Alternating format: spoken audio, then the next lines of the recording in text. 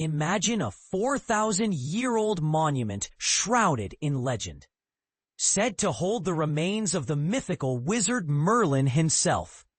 This is no fairy tale.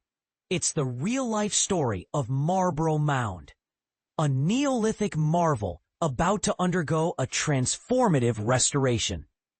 But here's where it gets controversial.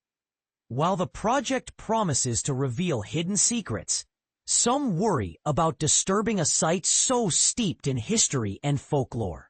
Could this restoration unearth more than just ancient artifacts? And this is the part most people miss. The mound isn't just a relic of the past. It's a living piece of history, once crowned with a castle by William the Conqueror, and now nestled within the prestigious Marlborough College.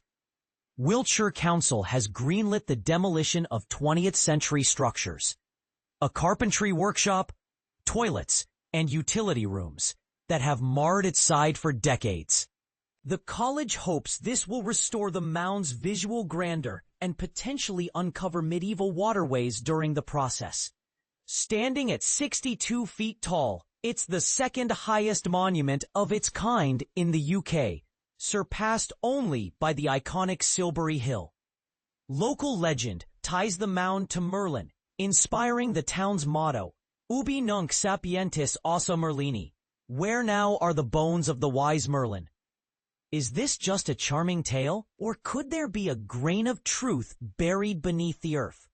The Marlborough Mound Trust, established in 2000, has long championed its preservation, and a 2024 archaeological assessment deemed it nationally important. While experts doubt significant finds beneath the buildings, removing them will allow archaeologists to study the mound's cross-section for the first time. Interestingly, the mound isn't typically open to the public, though an annual summer open day offers a rare glimpse. From its Norman castle days to its 18th-century shell grotto, renovated in the 1980s, this site has seen centuries of human intervention. But as we peel back the layers, one question lingers. What secrets or myths will Merlin's mound reveal next? Do you think restoring such sites honors history or risks disrupting their mystique? Share your thoughts below.